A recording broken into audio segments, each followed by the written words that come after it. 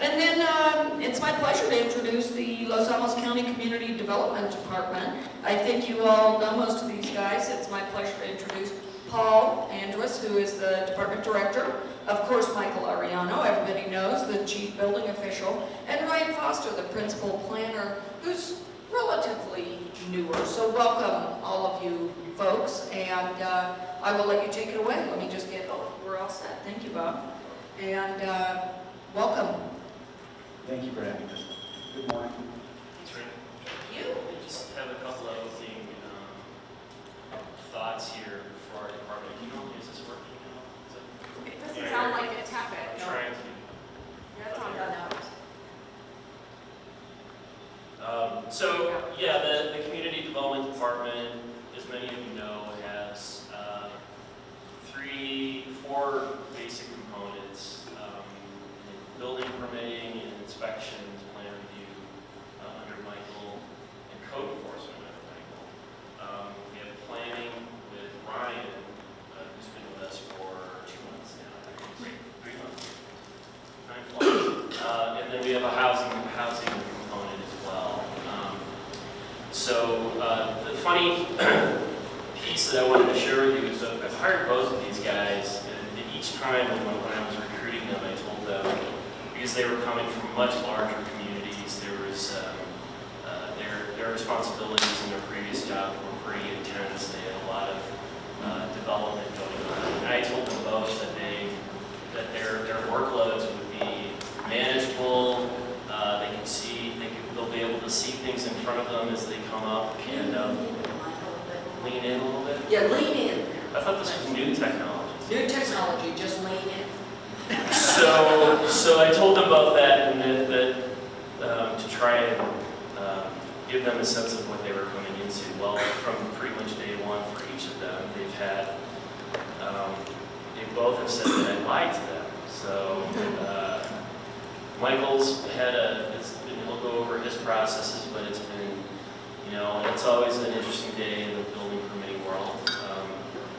And with Ryan, we've had some of the most significant projects that the county has seen in decades come in the front door. And part of it is due to Joni Ayler's economic development role for the county. So things are definitely percolating. And if you have any questions on projects coming down the pipe, please go ahead and ask those questions while we have stats on it. So with that, I'm going to hand it over to Michael to talk about the building permitting process. And Ryan has a couple of slides that he wants to show you in terms of what happens when you're going to be working with our planning division. So with that, I'll hand it over to Michael. Well, good morning and thank you for having us. It's going to be about a 2-hour presentation. So, I need more coffee. it's going to be just 13, 14 slides, so it's going to be pretty fast. We'll leave it open for questions and answers. So we're the building inspections and planning. We overlap quite a bit in what we do, and from the beginning all the way to the end. I think I'm in the place. So we're going to go a little bit through our permitting and policies and procedures. Forgive me for looking back. I'm just seeing what slides we're on.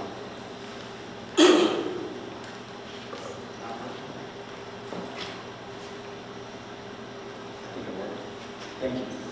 So what we're going to cover is the permitting, planning, and building process and policies and procedures and how we get from permitting to certificate of occupancy. When is a permit required? A lot of people think that if you move an interior wall, let's say this wall right in here, you don't need a permit just because it's not structural. You do. There's a lot of reasons that you would have to. There's sprinkler systems involved, whether you have proper coverage, there's exiting, can I see the exit from here, travel distances. So there's a whole lot of things that come into play when you're taking down walls, adding walls, changing the use.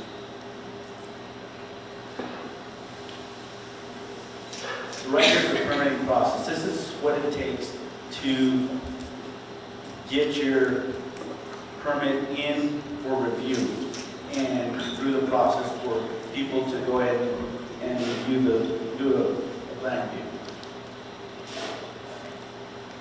We don't do everything in-house. The state construction industries division does the electrical, plumbing, mechanical. So you have to submit to two different entities, although we're responsible for the state getting done and permitted.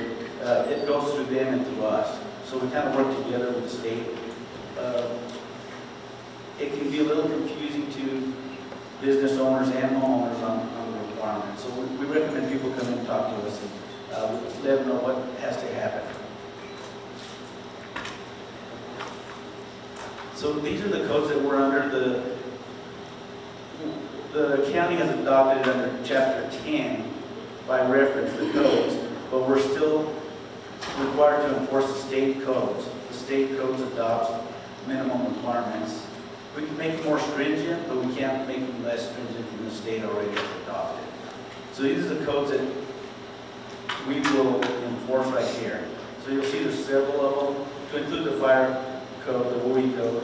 A lot of residents, we have to do this. But I would just ask the question, do you need a re-permit if it's being redone? The answer was yes. We need to make sure that the materials being used meet the WUI code, the fire resistant rating on them, and handrails and guardrails are up. On top of the codes that we're under, you're also going to see the NFK 101, that's the fire department requirements. You'll see over here, you'll see the uniform mechanical code, uniform plumbing code, and the electrical code. Those are all done through the state.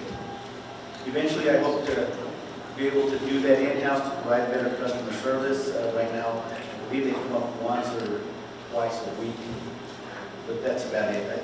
I think once a week.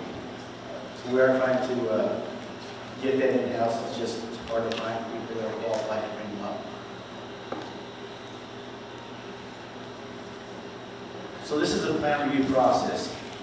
Once the permit techs have submitted everything, they send through Intergov. We all get a notice saying that you have some plans in the queue to review. So it'll go to, if it's commercial, it'll go to utilities, planning, engineering, fire, and building. So everybody has to sign off on everything before I can issue a permit. So sometimes they don't quite get it right, so we have to send back comments saying, you need to fix this or this, or you need to look at this. Once that happens, we reroute it through the queue. Everybody looks at it. Everybody approves it. I'm able to issue a permit. Michael, can you keep that up? Because you may make this point later, but I wanted to just, from my perspective, in my department, with the responsibility that we have for the permitting process for the county. So when you look at this, the schematic here, it's a little intense, but the point here is that our building division is only one facet of the building permitting process in the county that we are responsible for, but other departments have authority over the other aspects. You've got utilities, you've got fire, you've got engineering, I'm trying to remember, and then you have CID. So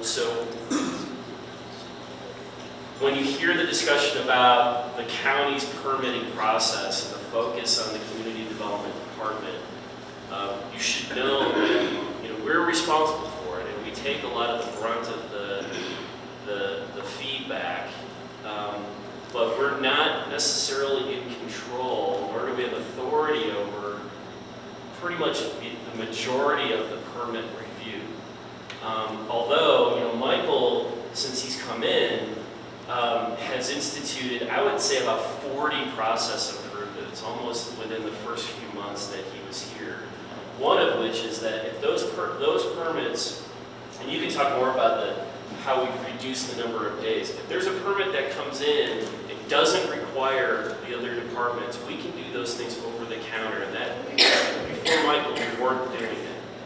And I can't explain necessarily why we didn't try to achieve that goal. But so the point I'm trying to make is that when there's issues with the process, or people feel like it's taking too long, or there's onerous responsibilities through it. There's a lot more to the story than just our permit tech at the counter taking your permit in and us our review. We can't approve some of our inspections if CID has not been out on the site to do their electrical. We can't sign off on the frame of it, so that's getting into a lot of the details, but that's what this slide tells me, and that's the kind of story that I would want to tell the community, that there's a lot of other issues that come into play that we try to manage ourselves. And we go across the hallway to the utilities department and we say, where is this thing? We've got it in our system, we see it, it's sitting there. We try and negotiate internally to get things moving, and we do have success doing that, but it's not always our call.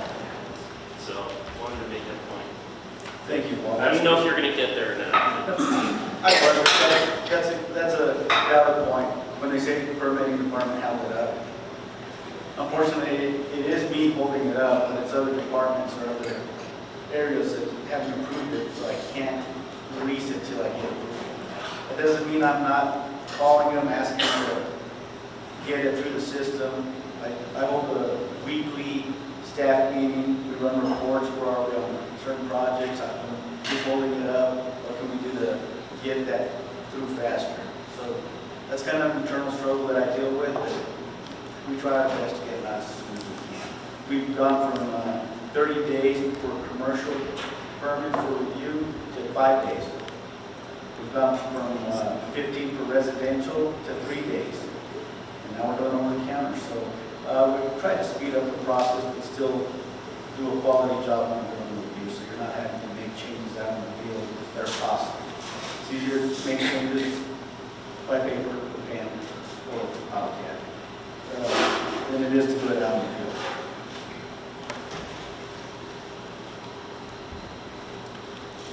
So the Intergov is our program that we use to enter in inspections, permitting, plan review. You'll see the CSS, customer service, the portal for anybody to submit plans, to get plans reviewed, send them back to the design professional or the homeowner, and they can actually pay for them online. They can print their own permits, they can call in their own inspections. This is a pretty helpful tool. A lot of the companies from Albuquerque or Santa Fe use it, so they don't have to drive up and waste gas money. So you'll see there's a lot that goes into getting from the beginning to the end, and I can see where it can be confusing to business owners or somebody that hasn't done it before. We're there to try to help you as much as we can, although we do need as much information from you so that we can give you the correct answers. If you just kind of give us half things, we're not going to be able to give you the correct answer. So we'd like to know the full scope of the work, and that way we can help you out with the project a lot better.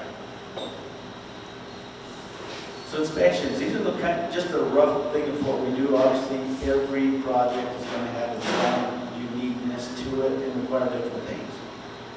Like we said, we won't give you a framing inspection, or like Paul said, we won't give you a framing inspection until Construction Industries Division is done with plumbing, electrical, and mechanical. I have no say in when they're going to be up here to do that, so they're kind of holding the process up sometimes, and we have no say in that. Eventually, I'd like to be able to have a say in that and take that over and provide that customer service. That's in the future. So the certificate of occupancy. This is, I'm done with all the construction. I'm done with the site plan. I'm done. Where do I go to next? So just like the beginning, before I issued you a permit, everybody has to sign off on it, include Construction Industry Division, planning, utilities, engineering, fire. If one of them doesn't sign off on it, I cannot give you a final. I'm the last person that's going to be in there to do the final, give you a certificate of occupancy, telling you, get what you're in. A lot of people don't realize there's, again, different entities that have to sign off before I can do that. But sometimes it's the building official holding it up, just because people don't know that there's other entities that are involved. I want to talk a little bit about the business license. The business license can be given at any time through that process. It doesn't give the authority to open up and just start business. It just is a way to track for taxes. That's all that is.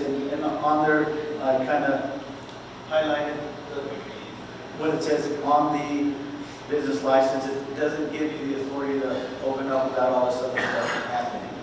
I know there was some confusion about, oh, I've got a business license, I'm good to go. That's not the case.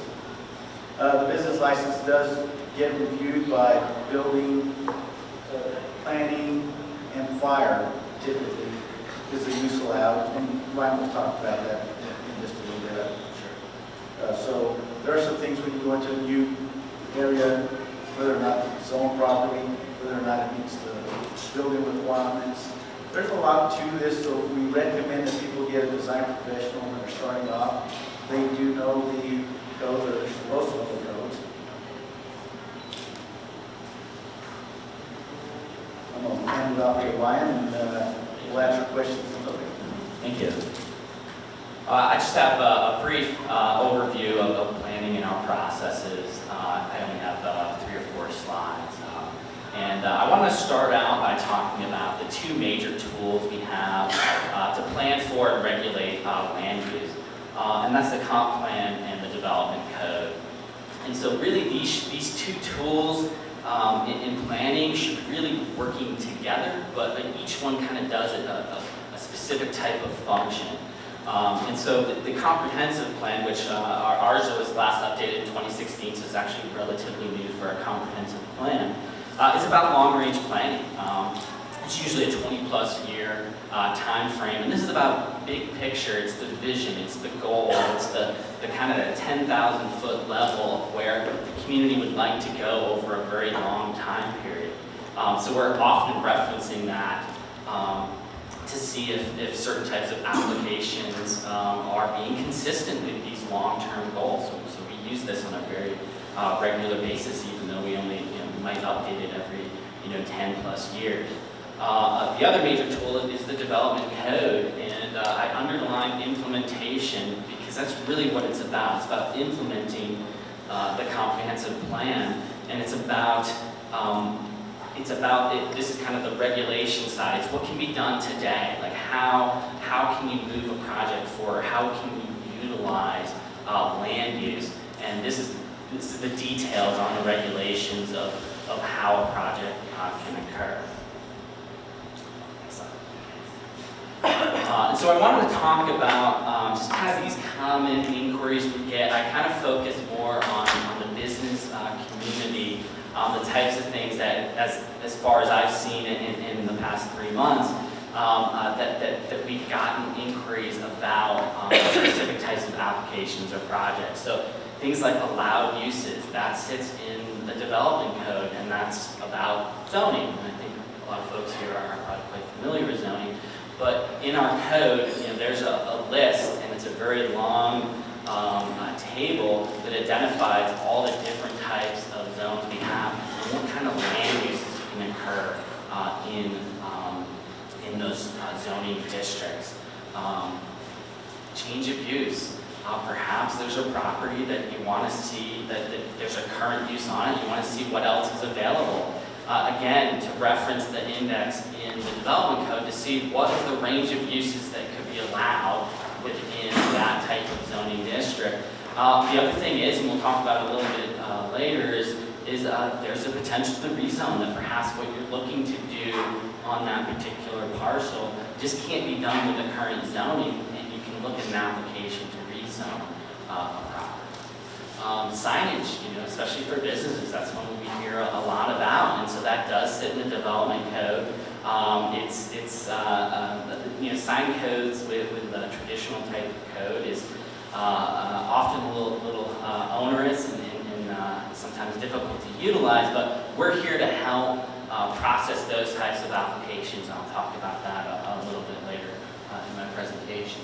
Parking is always a big one. We have especially site plan projects come forward, there's parking requirements in the development code. And in Los Alamos, we have really kind of two standards. We have the standards for our downtown and our mixed-use districts, as well as standards for all the other zoning districts in the community. And so that's something that's in the code. It's very detailed. It's something we're available to assist with applications. Lot splits. We've had, we get a number of those. It's just a property owner might be looking to do a simple application to take one lot and split it into two. That's something we assist with as well. Subdivisions is more than two lots. So 3 or more may be involved in a subdivision application. And so probably a really good example here would be the Mirador project in White Rock, doing a very large subdivision there. Outdoor storage, a lot of businesses require outdoor storage for what they do. That's something we can assist with in an application to look at establishing that outdoor storage. And then of course proposed development. So that'd be site plan. That if you're really looking to do a brand new project, either on a redevelopment site or an infill site, something along those lines, that's something we take through on a regular basis through the planning and zoning commission. Next slide. So those are all those common things that we get inquiries on how do we do this? How do we move forward? And so there's a laundry list of applications and processes that we can assist to get your project to move forward. So anything from permits, and so we do work closely, as we noted, planning is a division within the overall community development department, so we work very closely with all the other divisions within the department, and certainly with permitting. While planning is usually not the ones issuing a permit, we review them. We review for signs, building additions, new buildings, and business licenses for land use to make sure that for that business on that property is an allowable land use for a business license. We also work closely outside of our division as well.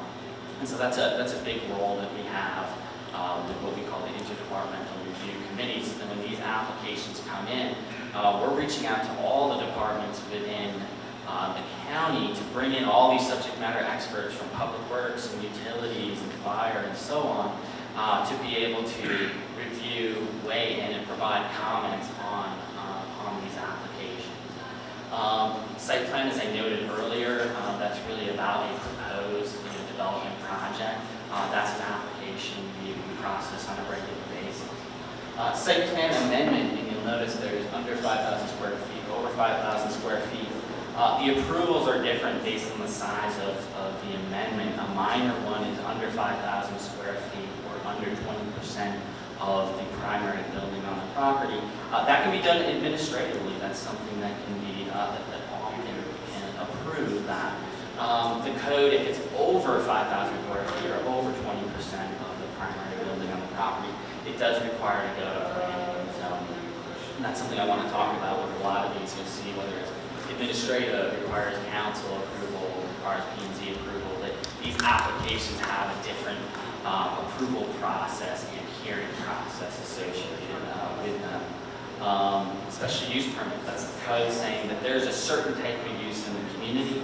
It's allowed by code, but for a particular reason, it needs to go to Planning and Zoning Commission to have just a little bit more detailed look into that particular use. Administrative deviation, again, that's kind of minor changes that can be done, approved administratively. Summary plat, that is the basic lot split to go from 1 to 2. That's something that can be done administratively, and we have an application process for that.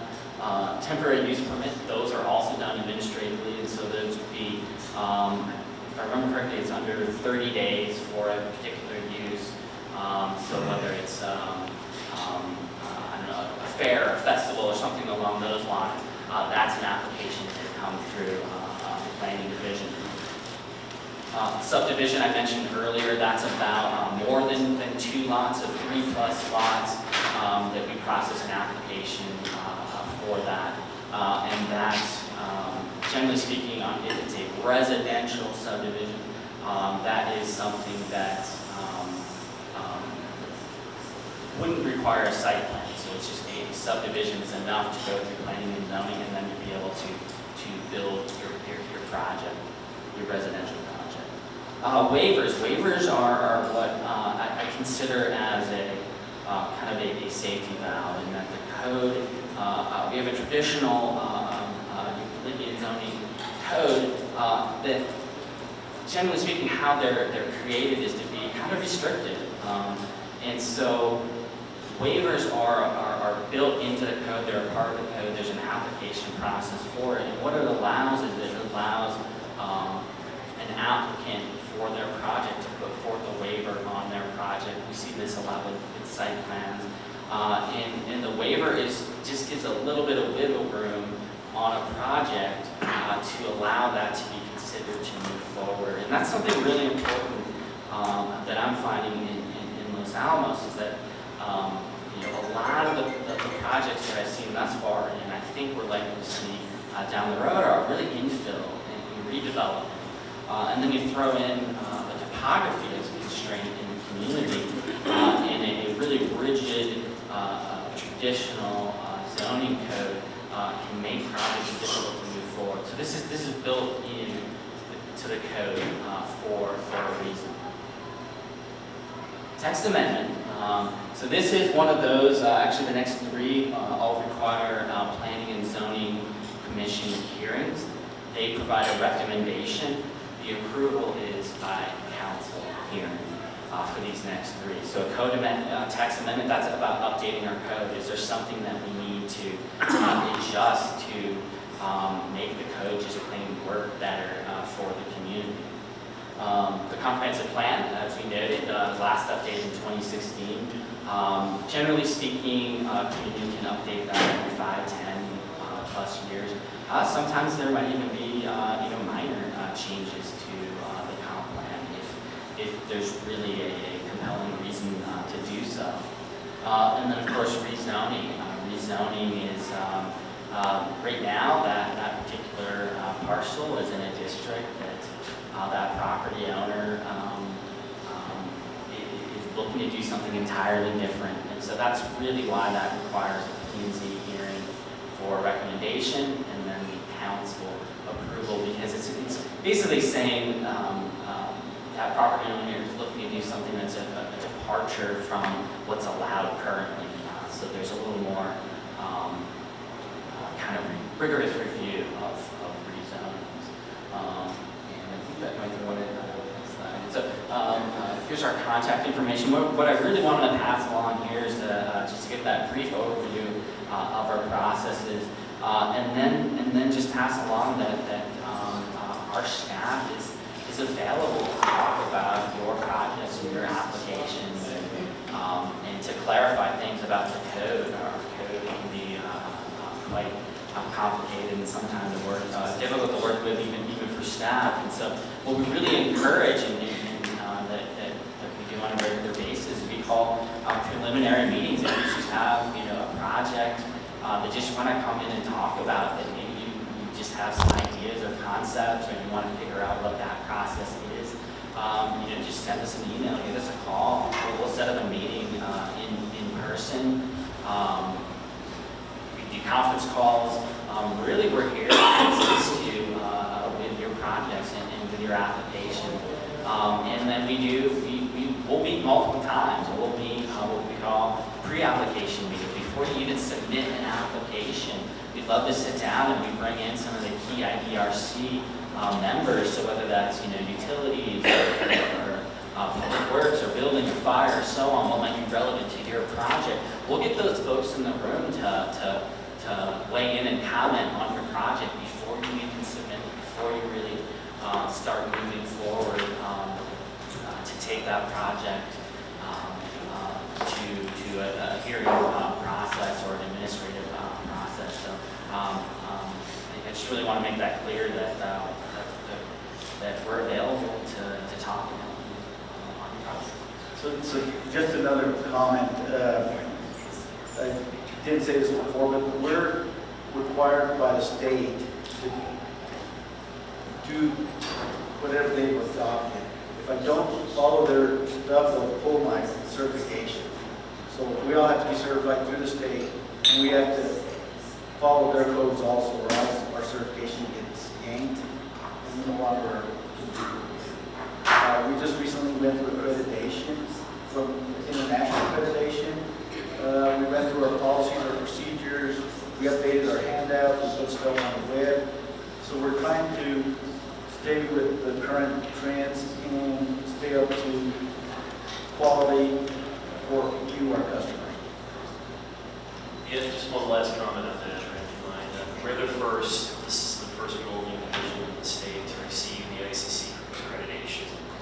And we felt that that was really important to do, not just because we wanted to bring all of our processes up to modern standards, because that in and of itself is an important exercise, but the distinction and frankly the credibility was important for us to achieve that. So that was a huge achievement for Michael and his division to receive that. Great. Okay. Thank you very much. Do we have any questions? Kelly? I have a question. Do you just Sure. use the mic? Hi, I'm Kelly McReynolds. I work at First National and Guardian Mortgage. I'm a lender here in town, so helping a lot of people move to town. Two things that caught my ear were lot splits, because we have a lot of complex quad properties in Los Alamos, and duplexes for that matter, and some of the building permit processes, which I think are really good to know. My question is, what is the process? I've had it happen not often, but rarely, when somebody wants to purchase a home and they find out that some of the work that's been done was not permitted. Is there any process, or what is the process so that I can just best help them? I mean, of course, I'll probably just have them call you. But You say, welcome to Los Alamos. yeah, Los Alamos. You're buying an engineer's house. But what is the process that they can get that started if they really love the home? And, because it becomes a title issue and you understand. But yeah, so where would they start with that? Good question. So they would come in and talk to us. We obviously we could do a permit after the fact. So we'd have to have plans saying, okay, this is what we did. And then we'll go in and inspect as best we can without doing too much investigation into what was done. We don't want to tear down the whole house just to do a little thing. So we're going to try to do a minimal intrusion into what was already done. But that's the way to do it. We'll permit it, do inspections, and then give a final report. Any other questions? Let's see, I think you were asking questions beforehand. Oh, about can I walk through a commercial potential lease space that you're going to move into, whether or not that's going to work? The answer is yes, I can, and I have.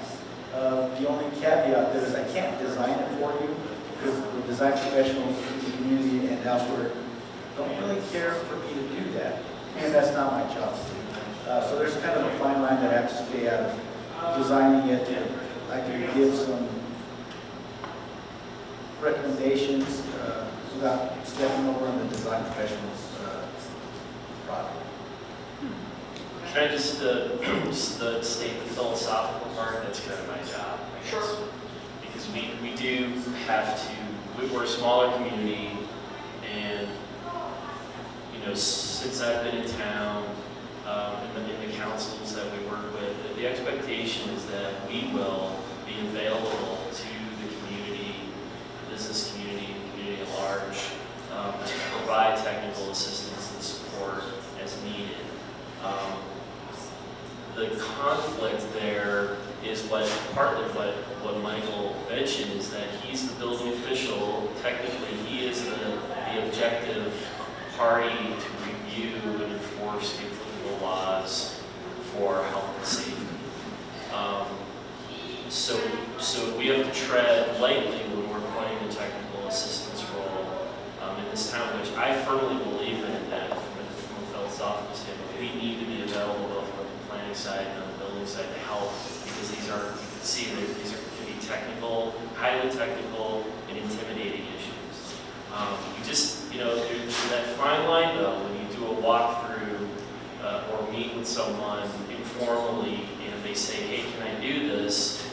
And Michael's saying, yeah, you can do that, but there's all these other things, and the person may walk away with just hearing, yes, I can do that. And that's where we run into trouble with that, is there's ultimately issues with permitting that, aren't significant. So I feel that that's really important service that we can provide. It's just it's become somewhat of a slippery slope, a check on that. Okay. Couple of questions over here. Can I just follow up direct? So I just want to follow up directly on that. Thanks, Ren. You bet. Thanks. Hi, I'm Linda Degg. I'm the director of the Bradbury Science Museum, and I'm also a homeowner in White Rock. And I'm very interested also in our small business community here being able to occupy buildings that are in our community and get their businesses underway. But homeowners, potential homeowners, and potential business owners that are looking at a property, what is your best route that they should take if they're looking at a property and they're a little suspicious about, okay, this thing was built in the 50s, and do I even get involved in that? What's your best recommendation on how they should proceed if they're looking at a property and want to see, am I going to be okay to think about this? Is it going to cause me a year of grief to go forward with this? How can they get a good reading? And maybe it's not you guys at all. Maybe you recommend something else. But I want to know, what's the best path forward that you would recommend? I would recommend coming and talk to us. We can tell you whether something's been permitted. You can ask questions, is this allowed, if it's a business, if it's all property. Ryan's group is here to answer those questions. So when you come in, we'll bring up the appropriate people to answer the questions that you're asking. And a lot of times we'll even give you questions that you're probably not asking, and give you the answers to that. So I recommend that you come in and talk. Okay, and one more, Paul may have answered part of this in your last answer, Paul. But being kind of hypothetical, there's been some situations on social media lately about overbuildings occupied, where the issue that's been put out there is that they're getting one answer from y'all at the beginning of the process, and then right up at time for their CO or near the end of the project, they're finding out something different. And I was wondering if we have a little bit of both, or how you can address that from your point of view. Let me just start off with a broad response to that, to those. In those particular instances, no permit had been pulled. Okay, no application had been submitted to our department. Okay, so then I'll hand it over to Michael. So a lot of times when we're doing that bird's eye view, and I was saying we need to know everything that you're doing, a lot of times we just get little bits and pieces. So we can answer the little bits and pieces, but we don't know what we don't know.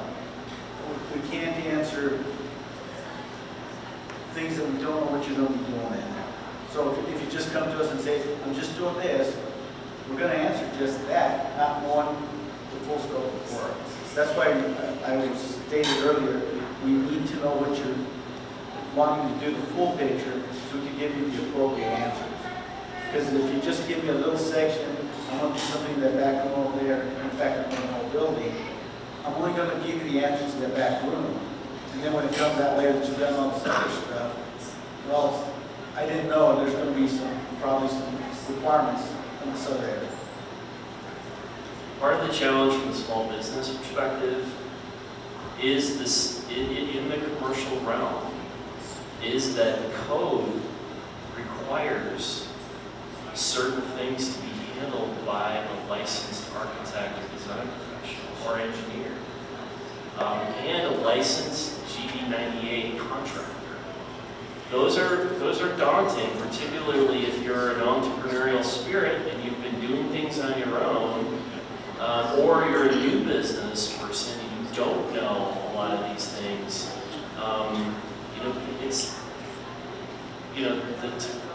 There's a lot of preconceptions about what those services cost in the overall picture. Yeah, there's costs associated with it. It's easy for someone like me to say, spend the money.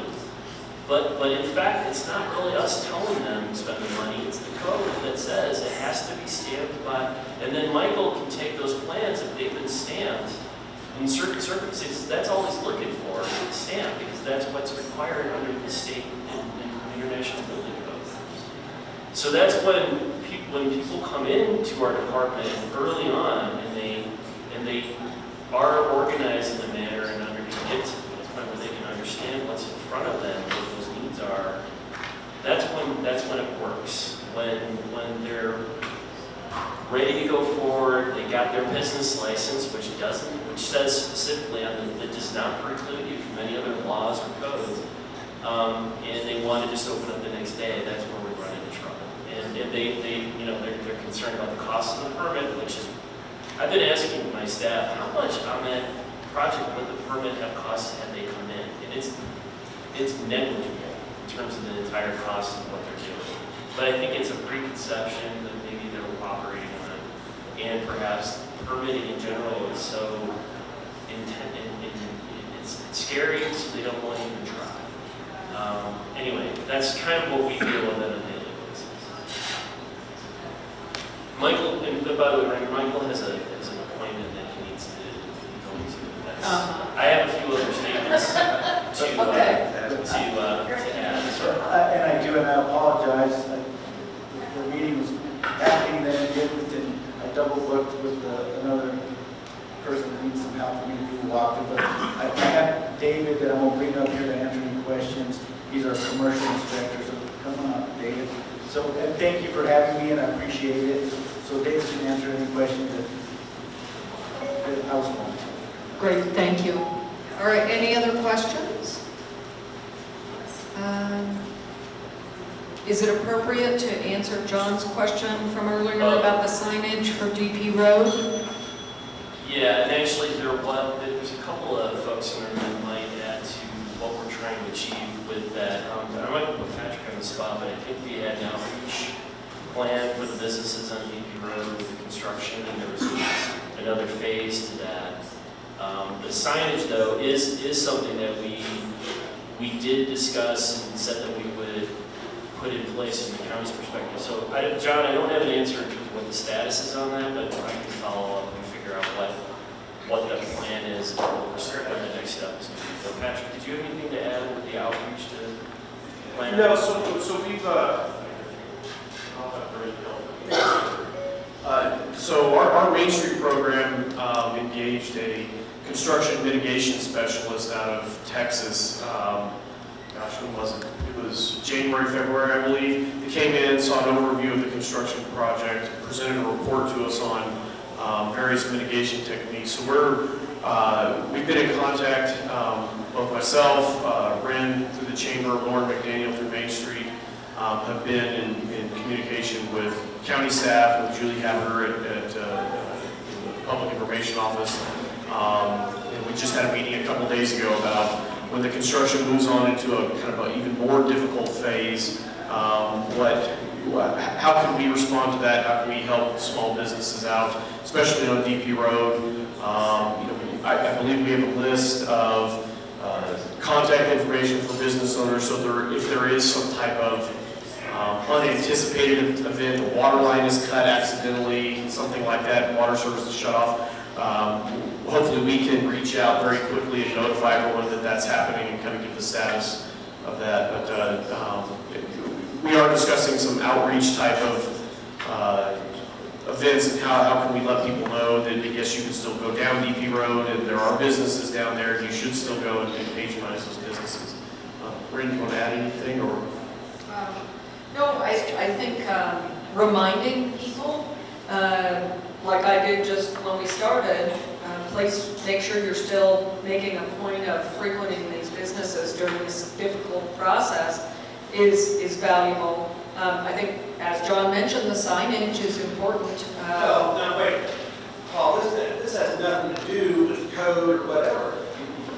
Harry stood here and said they were going out, and Patrick, if you're in it, that's fine. But he stood there and said that they were going to signage that area, just like you see in any other community, when there's a major construction thing that says access to such and such businesses. This is not, make a handmade sign, go out there and put it. That's not, that's what he said he would do. He also said he had reached out to the businesses on DP Road, which he hadn't. And so, this goes just the same thing to the anti-business of the county council and everybody else that doesn't want businesses to succeed as much as everybody else wants them to. So, and this is just a prime example of not following through with that. So it's not you guys, this is not a signage thing. This is, if anything, the state highway department should be doing it. And I understand why it's Patrick's job. If that's the case, Patrick, I'll go make a sign. Because I can make a fold-up sign, put up there just as easy as the next guy can. So John, you bring up a good point, because it is a state highway project, that's true, but I've been in, I wasn't in this recent meeting, but I've been in early on meetings with the business owners down on DP Road with their concerns, and we talked a little about how we would try to continue to let the community know that businesses are open, and encourage, whatever we can do to encourage and point toward their direction. So I'm not going to speak for council. We certainly have council members in the room, but I can tell you that from a county staff perspective, we are tuned into that, and we will be trying. And it's a public-private partnership in this case with the LACDC in terms of working with the chamber. We're not the chamber. So there's a number of entities that are going to be working on trying to deal with that, and we will. So there will be a follow-up, and Ren can give an update as she needs to the chamber membership and whoever else. But we're working on it, and in addition to what's going on right now, as you know, we're going to have a 70-unit apartment complex go up starting here in fall, and that will, we understand it's going to be an acute challenge for everyone, and we're part of it. The county is part of dealing with that. Sarah Scott, County Council, I will follow up on the sign issue and to state that. All right, any other questions, comments? Ren, I had a couple other things that I wanted to Sure. say real quick. Sign code. Just had an update from our legal department yesterday. They are trying to, they're in the process of finalizing what they are deeming a much more simplified sign code. And we will, this group, this venue, I will be bringing that with Ryan and the city attorney, county attorney's office to present. So we actually need to do that quickly. So maybe if there's an opportunity to do it in September, that would be helpful. But if those of you who are not aware, sign codes across the country were challenged via a Supreme Court case, and it had to do with freedom of speech issues. So that's oversimplifying, but that's coming, and we think that that's going to be, it's going to be a good thing, both from a supportive standpoint with the business community, and also, frankly, from a code enforcement perspective. It's going to simplify things for us there. We're also working on combining on a new special event temporary use permitting process. We are going to be working with LACDC, and we'll probably bring that to this venue as well in terms of what we're trying to achieve. That's looking at trying to be a one-stop shop for permitting on events and temporary uses. I think that will have an applicability in the business community. And then definitely one thing that is going to be, I hope happen, I've got 2 council members in the room.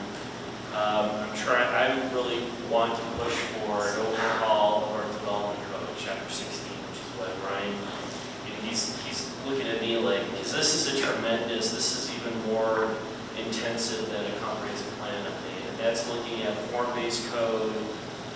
Don't want to get too much. It's looking at modernizing your development code so it's easier to understand and easier to interpret and enforce and implement. So those are all of those issues we will be bringing to this group as an outreach item for you all. The development code is going to be probably a little bit further along. But thanks. That's all I had, Brendan.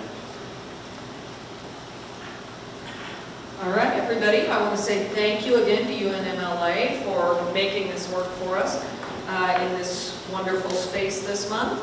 And thank you to all of you for coming. Thank you to all of you development folks that came out to explain all of this to us. And we will be following up on that signage and let you know what we hear just as quickly as we can. So thank you very much, everyone. Hope to see you in September for the cybersecurity talk. Have a great day.